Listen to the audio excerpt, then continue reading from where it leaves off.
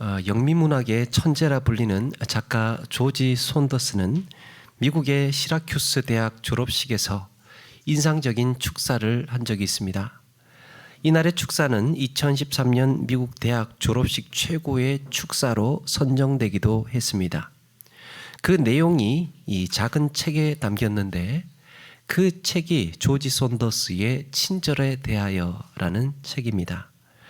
손더스는 이 책의 첫머리에 당신은 지금까지 살면서 가장 후회한 것이 무엇입니까? 라는 질문으로 시작을 합니다. 살면서 가장 후회한 것이 무엇입니까?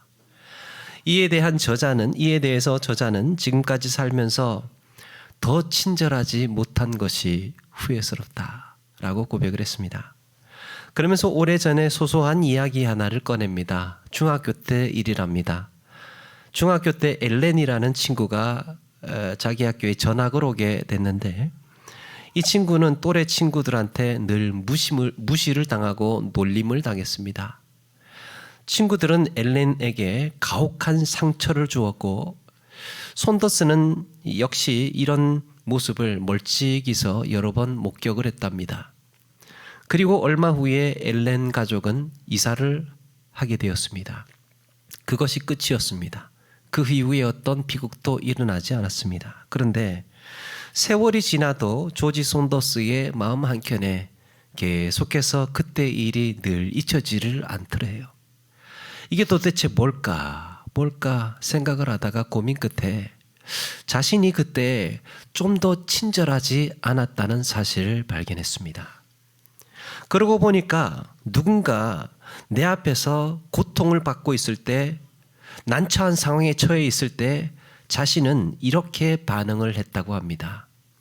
이것저것 따지면서 적당하게, 이것저것 따지면서 적당하게, 분위기 봐가면서, 내가 적극적으로 친구들의 괴롭힘에 가담하지는 않았으나 그렇다고 해서 손해보는 미련한 사람으로 낙인 찍히기 싫어서 나도 좀 한번 계산하고 행동을 주의하고 조심해서 적당하게 분위기에 맞춰서, 나는 나쁜 짓은 하지 않았지만 거기에 내가 어떠한 손해도 피해도 보기가 싫은, 그래서 사람들과의 이런 일정한 거리를 두면서 살았답니다. 그 일이 있고 나서 42년이라는 세월이 지나고 보니 그때 내가 친절하지 못했던 자신을 후회한다라고 대학 졸업식 때 축사를 하면서 이런 이야기를 꺼내놓습니다. 어떤 책을 보니까 사람들은 자신이 충분한 친절을 베푼 일도 없으면서 우리에게 불친절한 사람에게는 크게 분노한다라고 쓰고 있습니다. 나는 정작 누군가에게 특별하게 친절하게 충분히 친절한 적은 없으면서 나에게 불친절한 사람에게는 가차없이 용납하지 않는, 내가 친절하지 않으면서 타인에게 친절을 기대하는 우리의 마음은 도대체 어떤 심리일까? 그렇다면 성경은 이 친절을 어떻게 말씀하고 있을까? 왜 우리 그리스도인들은 친절해야 할까? 우리는 이것을 어느 율법학자와 예수님과 나누는 대화에서 들여다볼 수 있습니다. 어떤 율법학자가 일어나 예수를 시험하려고 이런 질문을 던집니다. 선생님, 내가 무엇을 하여야 영생을 얻으리까? 율법 교사는 무슨 마음으로 예수님을 시험하려고 했을까? 이 시험하려고 했다는 것, 앞의 내용을 한번 좀 염두를 내둔다면 이런 짐작을 해볼 수 있습니다. 오늘 우리가 읽었던 말씀에 그 10장의 내용의 처음을 보니까요, 예수님께서 70명의 제자들을 전도하려고 보냅니다. 병을 고치게 하고 또 귀신을 쫓아내는 권능을 주시면서 전도하려고, 그 하나님의 나라가 가까이 왔다라는 것을 전해라라고 하면서 이 제자들을 보내셨습니다. 그리고 나서 얼마 후에 예수님께서 많은 사람들 가운데에 말씀을 가르치고 계실 때 전도를 나갔던 70명의 제자들이 흥분하면서 돌아왔습니다. 그들이 하는 말이 뭐냐? 주여, 주의 이름으로 귀신들도 우리에게 항복하더이다. 이게 막 흥분이 되었던 거예요. 야, 병자들도 고치고요. 예수님 귀신들이 제압당하는 걸 보니까 야, 이런 기가 막힌 놀라운 일이 어디 있습니까? 그런데 예수님의 반응은 덤덤합니다. 그래, 그거 나도 봤다. 그러면서 예수님은 이들이 정작 기뻐하고 놀라야 할 것이 무엇인지를 말씀합니다. 10장 20절을 보니까 그러나 귀신들이 너희에게 항복하는 것으로 기뻐하지 말고 너희 이름이 하늘에 기록된 것으로 기뻐하라. 너희 이름이 하늘에 기록된 것으로 기뻐하라. 이 말이 무슨 말입니까? 너희들이 영생을 얻게 되었다는 사실에 기뻐하라 라는 거였어요. 무리들 속에서 예수님의 말씀을 듣던 율법 교사는 이 말을 듣는 순간 시기심이 작동합니다. 아니, 이 사람이 누군데 지금 영생을 논한단 말이야? 도대체 율법을 제대로 알고나 하는 얘기인가? 율법 교사는 나름대로 영생에 대한 분명한 이해가 있었습니다.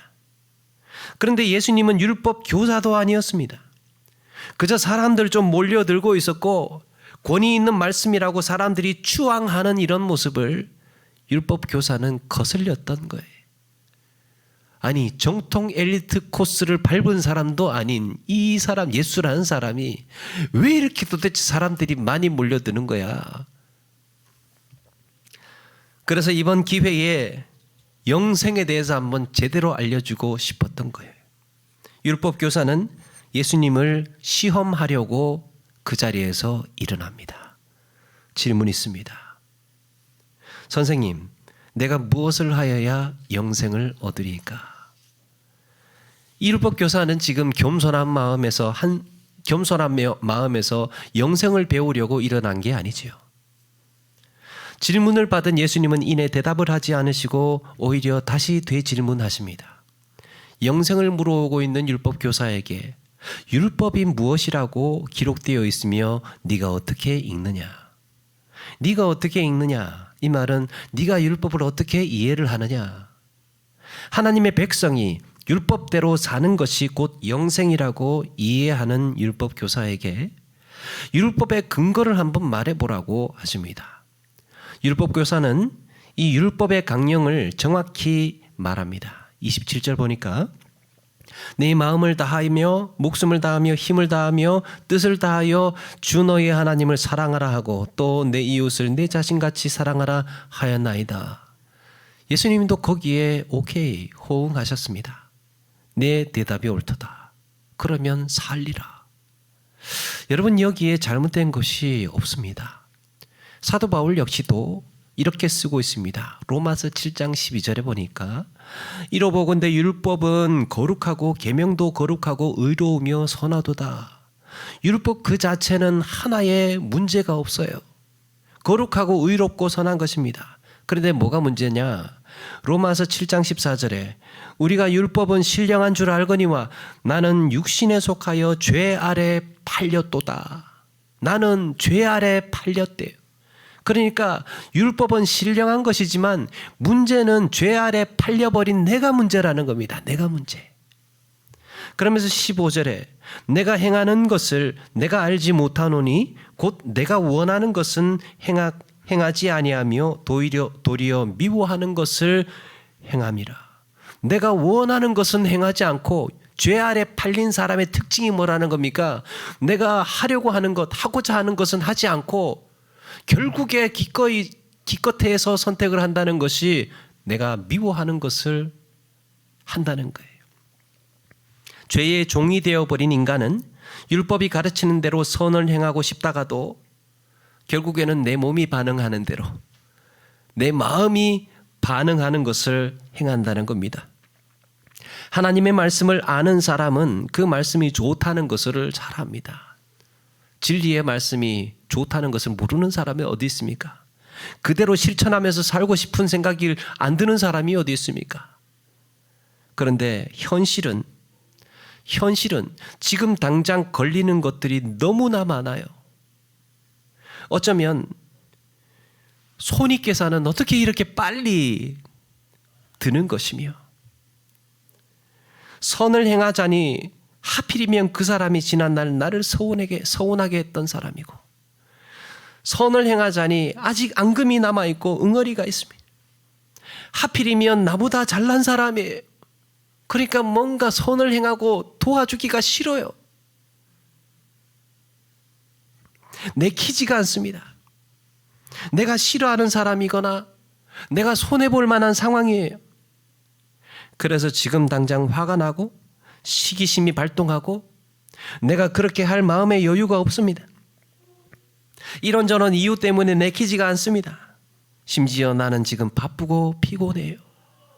선을 행하고 싶어도 선을 행하고 싶지 않은 이유를 대자니까 책 한 권이라도 쓸 수 있을 것 같아요. 선을 행하고 싶은데 반면에 선을 행하고 싶지 않은 이유를 대자니까 너무너무 많이 샘솟고 있는 거예요. 그래서 결국 선택하는 것이 무엇이냐? 내가 싫어하는 것을 하게 된다는 거예요. 도리어 미워하는 것을 행함이라. 참 역설적이지 않습니까? 사람은 싫어하는 것을 하고 싶어 한답니다. 자기가 후회하고 싫어할 선택을 하면서 산답니다. 율법 교사가 예수님께 어떻게 영생을 얻느냐고 물어올 때 어쩌면 율법 교사는 마음으로 이런 식으로 내가 묻고 싶지는 않았을지 모릅니다. 무슨 마음이냐? 예수님을 사람들 앞에서 망신 주고 싶은 마음, 시기심이 발동하고 있는 이런 자신의 치사함, 이런 마음을 갖고 예수님께 영생이 뭐냐고 묻고 싶지는 않았던 거예요. 율법도 제대로 모르는 사람이 영생이 어쩌고 하는 소리가 듣기 싫었습니다. 그래서 이것은 나쁜 마음이고 내 양심이 허락하지를 않고 이런 마음으로 묻는다는 것은 율법 교사인 내가 명예롭지 못하다라는 것을 이미 알았는지 모릅니다.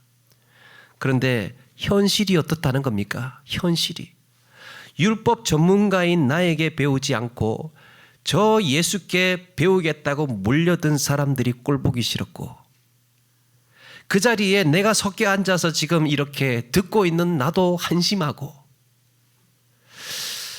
율법이 무엇인지 제대로 가르쳐야 되겠다는 내 의로운 분노가 내가 미워하는 선택을 하게 만들었습니다. 예전에 나의 해방일지라는 드라마가 있습니다. 나의 해방일지. 거기에 인상적인 대사를 하나 기억을 하고 있습니다. 그분이 부장님인지 어떤 분인지 사회성이 좀 떨어져요. 자기 혼자 좀 살고 근데 왜 세상은 나를 이렇게 귀찮게 성가시게 하는지 몰라. 그런 분인데 그분이 자기 그 생각과 이 마음이 맞는 사람들끼리 서로 모였습니다. 모여가지고 자기 한탄을 하면서 무슨 말을 하느냐? 나의 분노는 언제나 정당하다. 사람은 자기 분노만큼은 언제나 정당하다고 믿는 것 같습니다. 내가 지금 이렇게 말하는 것은, 나의 이런 지금 태도는, 내가 지금 하고 있는 이런 반응은, 이런 말은, 이런 행동은, 이런 것을 하는 데는 다 그만한 이유와 충분한 논리와 사정을 갖고 있는 거라고. 그래서 나의 분노는 언제나 정당하다. 율법 교사는 생각했을 겁니다. 저 예수가 내 자존심을 건드렸고 당연히 내가 받아야 할 존중과 영예를 빼앗았으며 내가 가르쳐야 할 영생교리를 갈취했다. 내가 이렇게까지 하기는 싫지만, 이제 싫은 거예요. 이제 싫은 선택을 하게 되는 겁니다. 내가 이렇게까지 하기는 싫지만 영생을 논하는 저 예수에게 오늘 내가 나설 수밖에 없다. 율법 교사는 자신도 이렇게까지 하기는 싫지만 끓어오르는 내 정당한 분노와 시기를 견딜 수 없어서 그 자리에서 손을 들고 일어났던 겁니다. 사람은 싫어하는 선택을 하는 과정이. 그런데 예수님의 반응은 흠잡을 데가 없었습니다. 그럼에도 내 정당한 시기와 분노를 응징했다는 생각이 이제 들지 않는 거예요. 예수님의 태도가 너무 유연하고 흠잡을 데가 없으니까. 그래서 또 하나의 질문으로 예수님을 궁지에 몰아넣습니다. 29절에 그 사람이 자기를 옳게 보이려고 예수께 여짜오되 그러면 내 이웃이 누구니까? 율법의 대강령이 뭐라 그랬습니까? 하나님을 사랑하라, 내 이웃을 사랑하라 했죠. 그렇다면 내 이웃이 누굽니까? 라고 다시 또 질문을 하는 거예요. 내 이웃이 누군지 몰라서 묻는 질문이 아닙니다. 예수님의 가르침에 모순이 있다는 것을 드러내고 싶은 거예요. 그 자리에서 사람 많은데 망신을 주고 싶은 겁니다. 앞에 9절에서 예수님의 행보를 보니까 예수님은 그렇게 유대인들이 경멸하는 사마리아 지방에도 서슴없이 들어가셨고 때로는 죄인들이라 불리는 사람들과도 함께 식사를 나누시는가 하면 또 갈릴리 인근 지역에 있는 고라심과 베세다와 가브나움에 있는 사람들을 향하여서 너희들의 심판이 그 종말의 때에 그 소돔과 고모라보다 더할 것이다. 두로와 시돈보다 더할 것이다. 라고 책망을 하시는 거예요. 율법 교사가 가만히 보니까 예수님의 이웃의 경계가 모호한 겁니다. 유대인을 넘어서 저 멸망받을 부정한 이방 사람들도 포함하고 있다는 의심을 갖게 했던 거예요. 그래서 확인해 보고 싶었습니다. 당신의 이웃은 누구냐고. 유대인들에게 이웃이란 당연히 유대인들이었습니다. 그러니까 유대인들의 관점에서 봤을 때는 예수님이 지금 선을 넘고 있는 거예요. 바리새인들은 이웃의 범위가 더 좁았습니다.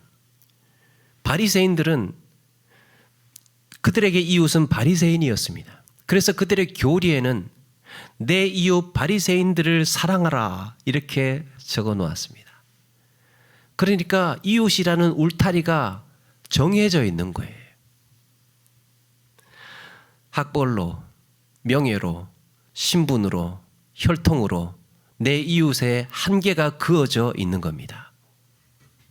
율법 교사는 이런 자신의 권위, 이런 지식을 확인하려고 했습니다.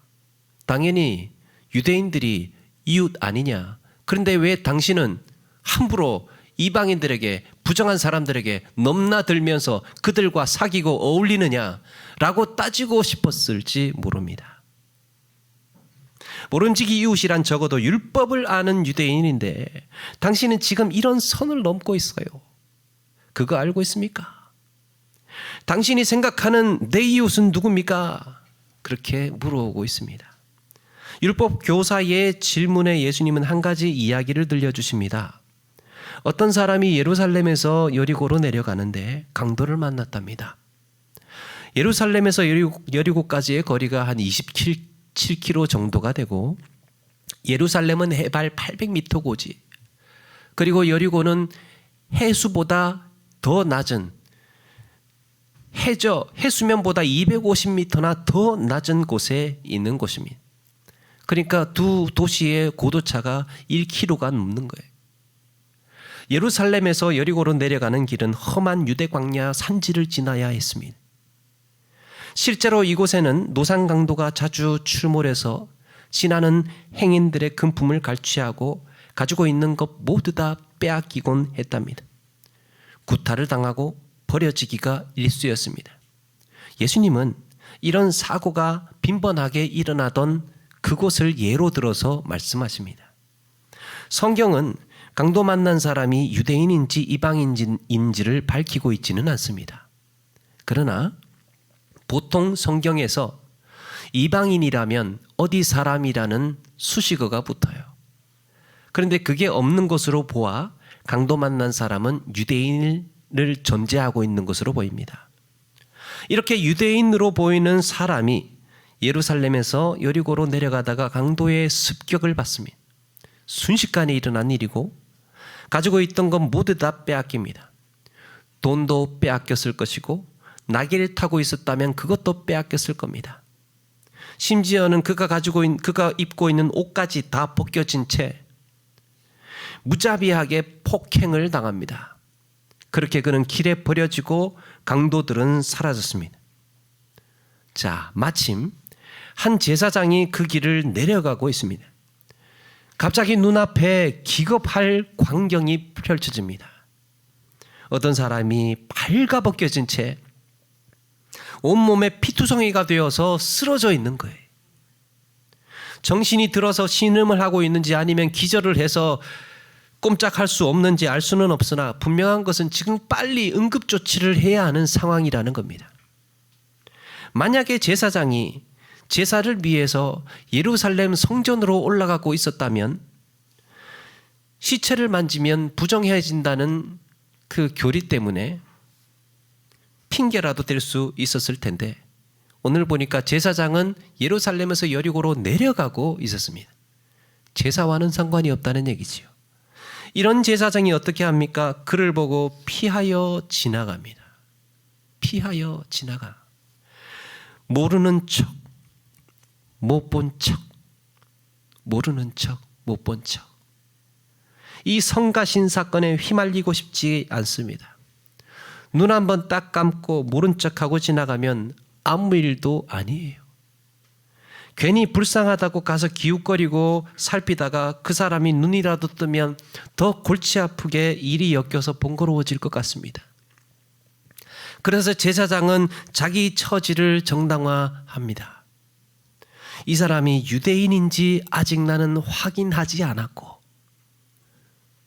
유대인이라면 유대인 일학이기라도 하면 내가 뭔가 이렇게 율법적인 부담을 책임을 져야 될 것 같은데 아직 나는 확인하고 싶지 않아.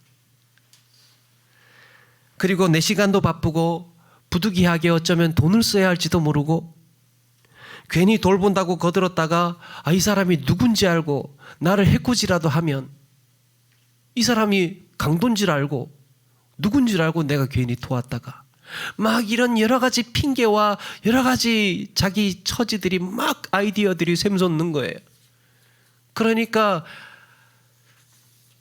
길가에 쓰러진 사람 내가 돕고 싶지만 지금 내 처지와 형편들이 도울 수 없는 형편이라는 것을 자기 내면에서 말하고 있습니다. 그래서 미워하는 일을 행하는 겁니다. 제사장은 선한 일이 무엇인지 알고 있습니다. 선한 일을 하고 싶어요. 그런데 내가 처한 현실은 이런 선한 일을 할 만큼 한가하지가 않습니다. 그래서 제사장은 싫지만 부득이한 선택을 합니다. 그리고 스스로 위안을 삼습니다. 이 상황에서 이게 내 최선이었다고. 누구라도 이렇게 했을 거라고. 유대인인지 확인하지 않았기에 이웃인지 아닌지도 모르고 그래서 나는 율법을 어긴 것이 아니라고. 로마서 7장 15절의 이 말씀은 이런 경우에 다시 생각하게 합니다. 내가 원하는 것은 행하지 아니하고 도리어 미워하는 것을 행함이라. 죄의 종이 되어버린 사람, 이런저런 상처에 갇혀 사는 사람은 율법이 가르친 대로 선을 행하고 싶다가도 결국에는 내 몸이 반응하고 내 마음이 반응하는 말을 하고 행동을 한다는 거예요. 그래서 사람은 자기도 싫어하는 일을 해놓고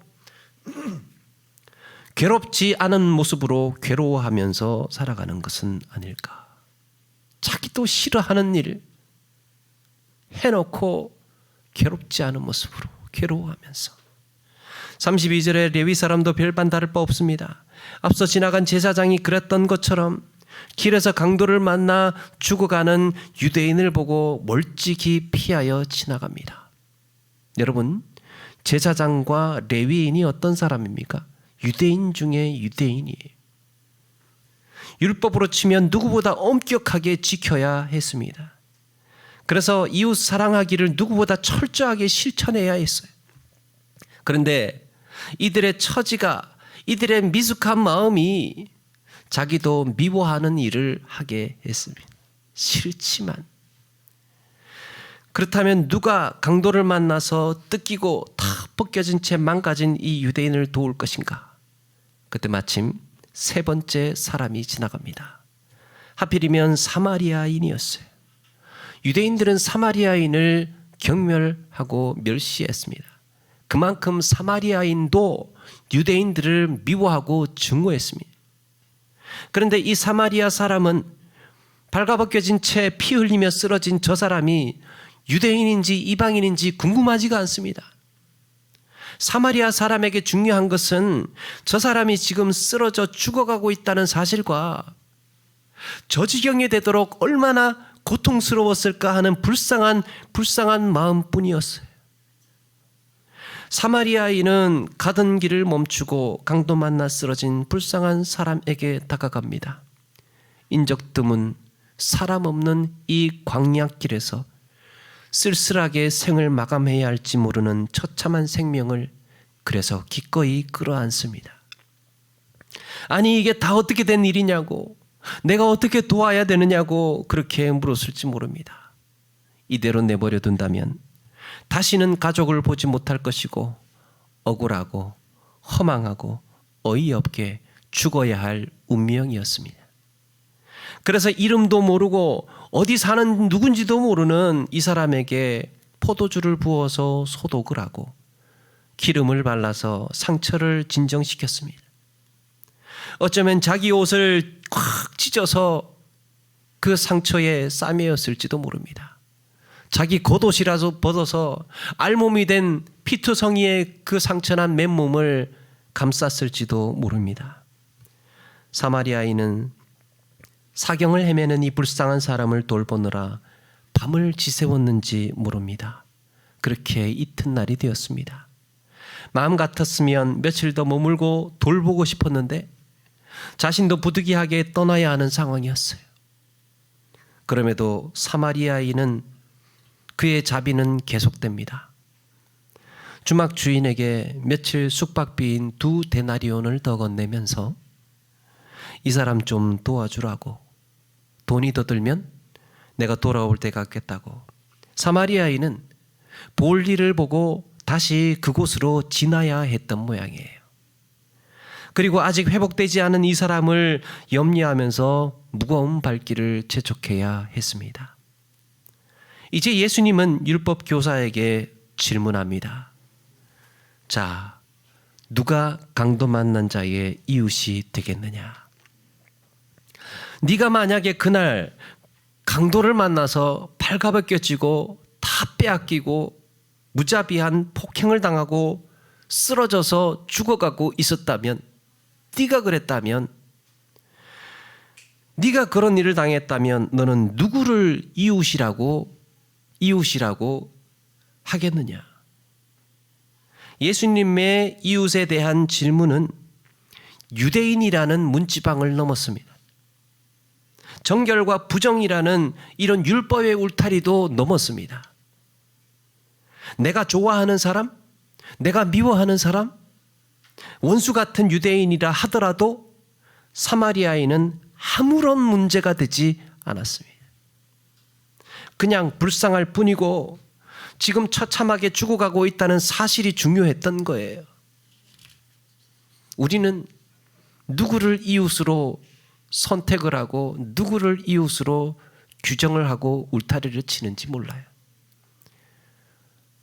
비슷한 학벌에 어느 정도 비슷하게 살고 사회적인 위치가 어느 정도 되고 나하고 클래스가 되고 나하고 비슷하게 살고 나하고 고향이 같다든지 나하고 좀 마음이 맞는 사람이라든지 그 사람들하고만 그냥 친하게 지내고 사이좋게 살면 내 이웃을 사랑하는 거 아닐까? 그러면서 그런 울타리가 쳐지면서 내 이웃을 그렇게 갈라내고 잘라내고 있었는지 모릅니다.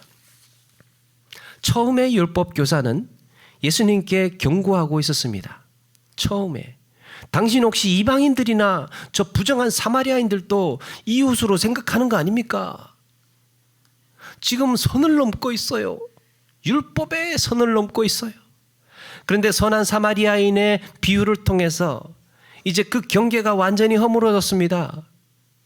내 이웃이 유대인이라면 어떻고 이방인이라면 사마리아인이라면 어떤가? 지금 나에게 자비를 베풀고 있고 지금 나에게 시간을 쓰고 있고 지금 나를 위해서 수고하고 눈물을 흘리고 손을 내밀고 있고 지금 나에게 친절을 베풀고 있는데 이래도 이웃이 아니라고 말할 수 있느냐? 율법 교사는 할 말을 잃었습니다. 그래도 내 이웃은 유대인이야 라고 말할 명분이 남아있지 않았습니다. 그럼에도 저 멸시받아 마땅한 사마리아인을 내 이웃이라고 차마 자기 입으로 시인하기가 싫었어요. 그래서 궁색하게 에둘러서 시인합니다. 자비를 베푼 자니이다. 사마리아인을 내 이웃이라고 말하기는 싫어서 자비를 베푼 자니이다. 그런데 우리 주님은 율법 교사의 이런 무너진 자존심을 들추지 않으셨습니다. 참 이렇게 사람을 코너에 몰아도 피할 길을 만들어주시는 인격적인 예수님. 이래도 유대인만 내 이웃이라고 고집 부를 거냐 그러면서 조롱하지 않으셨습니다. 그러니까 네 마음을 바로 써야 돼 그러면서 이 타이밍에 예수님께서 그를 가르치지도 않으셨습니다. 예수님의 말씀은 단순했고 그의 체면을 살려주셨습니다. 그리고 오래오래 긴 울림이 되었습니다. 가서 너도 이와 같이 하라. 그래, 네 말이 맞다. 가서 너도 이와 같이 하라. 사랑하는 여러분, 친절은 성경에서 자주 등장하지는 않지만 사랑의 실천 덕목이에요. 사랑의 실천 덕목. 우리 서로 사랑합시다. 여기에 동의 안 하는 사람이 어디 있습니까? 서로 사랑하며 삽시다. 다 100% 동의를 하죠. 그런데 어떻게 사랑할 거냐라고 들어가면 그냥 사랑하면서 그냥 잘 사랑하면서 구체적이지가 않아요. 그런데 친절하자라고 하면 어떤 건지 알게 됩니다. 사랑의 실천 덕목이 친절이에요. 여기에는 내 수고가 들어가야 하고 내 시간이 투자될 수도 있고 내 마음이 들어가야 하고 지난 시간에 말씀드렸죠. 동정, 컴패션, 함께 아파하는 그런 가운데에 그 사람은 내 마음을 느끼고 함께 의지할 수 있다는 거죠. 율법 교사는 율법의 대강령이 사랑임을 알면서도 몸이 따라주지 않았습니다. 해본 적이 없거든요. 친절을 베푼 적이 없어요. 유대인이라는 자존심, 저 멸시받아 마땅한 사마리아인, 내 고상한 율법 지식이 나를 친절하지 못하도록 가로막고 있었던 거예요. 여러분, 이런 것들이 친절하지 못하게 만드는 장애 요인이라는 거예요. 내가 중요하게 생각하는 가치관들이 어쩌면 사랑을 실천하는 데 가로막고 있는 장애 걸림돌이 된다는 겁니다. 이 사람은 이래서 내 이웃이 아니고 저 사람은 또 저래서 내 이웃이 아니고 어쩌면 내 안에 남아있는 죄성, 예기치 않게 툭툭 튀어나오는 시기심과 분노, 선을 행하고 싶지만 반대로 그렇게 하고 싶지 않은 나를 보면서 우리는 무슨 결단을 해야 할까?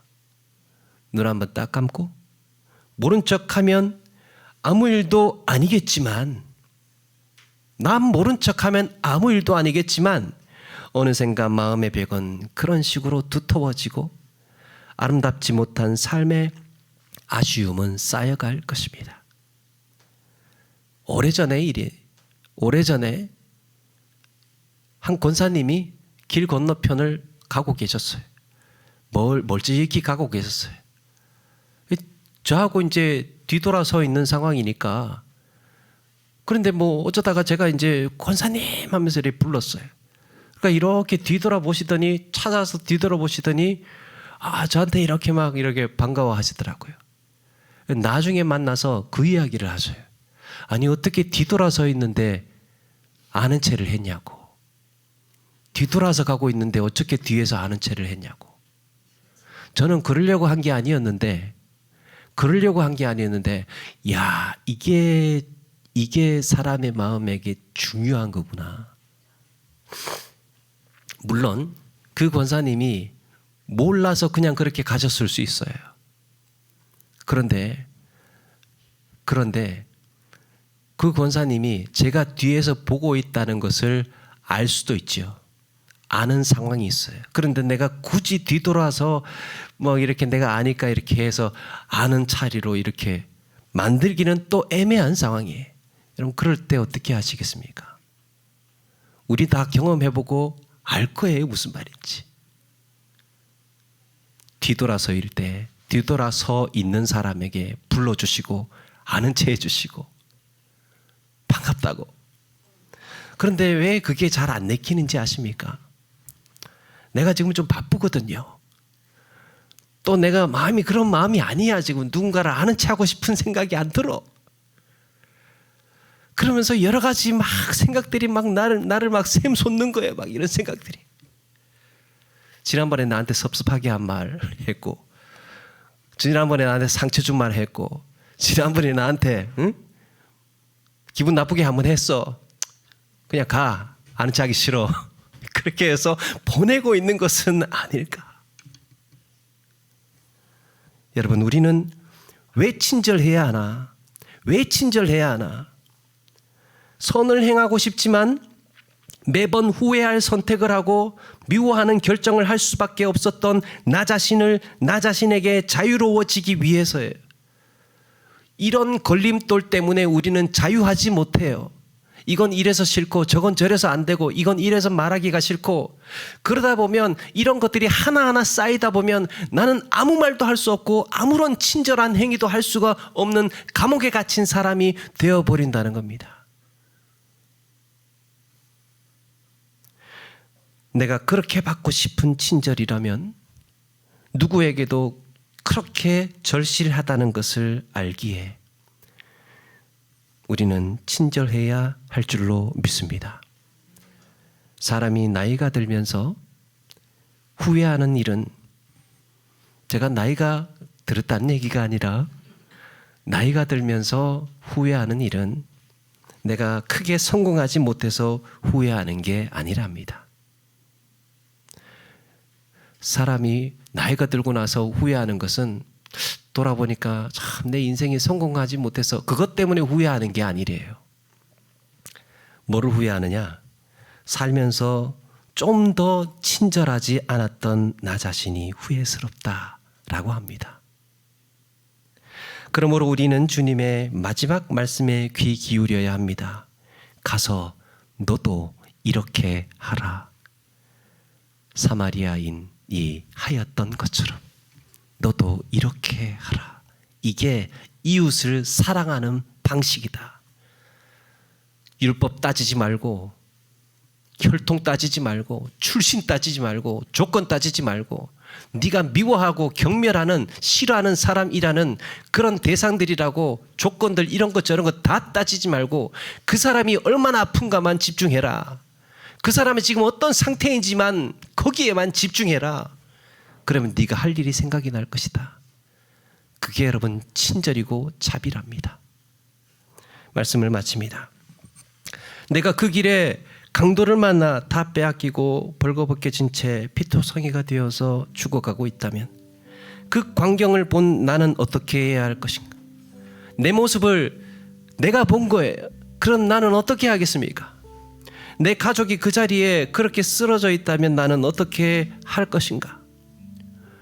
어떤 분은 한 생애를 살면서 가장 기억에 남는 사람이 있다면 내게 친절을 베푼 사람이라고 했습니다. 살면서 기억에 남는 사람 있습니까? 가만히 생각해 보니까 나한테 친절을 베푼 사람이 기억에 남습니다. 위대한 영웅도 아니고 성공한 사람도 아니고 많이 배운 사람도 아니고 내 인생에서 기억에 남는 사람은 나한테 친절을 베푼 사람이 기억에 남더래요. 이것은 내 인생의 소망으로 삼아도 나쁘지 않을 것 같습니다. 누군가에게 친절한 사람으로 기억되는 인생, 누군가의 기억에 오래오래 남을 친절한 사람. 여러분, 나도 그런 사람이 되기를 사모하면서 지금보다 좀 더 친절한 그리스도인으로 살아가는 우리 모두가 되기를 주의 이름으로 축원합니다. 찬양하겠습니다.